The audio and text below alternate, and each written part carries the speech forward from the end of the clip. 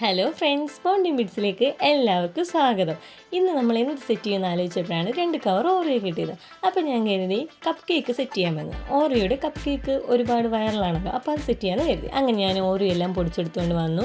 ഇനി അതിലേക്ക് powder sugar add ചെയ്തു. എന്നിട്ട് അത് രണ്ടും മിക്സ് ചെയ്യാനുള്ള ആവശ്യത്തിനുള്ള പാലെടുത്ത് അത് ഒന്ന് കുറുകി വരുന്ന രീതിയിലൊന്ന് മിക്സ് ചെയ്തെടുക്കുക. പിന്നെ പേഴ്സണലി എനിക്ക് കൊക്കോ പൗഡർ ഇഷ്ടമായതുകൊണ്ട് ഞാൻ കൊക്കോ പൗഡർ ഇട്ടു. അത് ഓപ്ഷണലാണ്.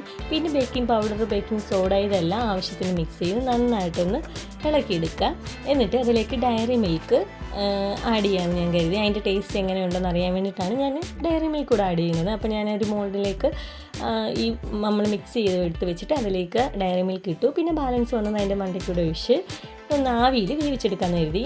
ഞാൻ ഇഡലിക്കുട്ടത്തിലാണ് വേവിച്ചെടുക്കുന്നത്. ഒരു 30 മിനിറ്റ് വെച്ച് കഴിയുമ്പോൾ നല്ല സോഫ്റ്റ് ആയിട്ടുള്ള കപ്പ് കേക്ക് സെറ്റാക്കി കിട്ടും.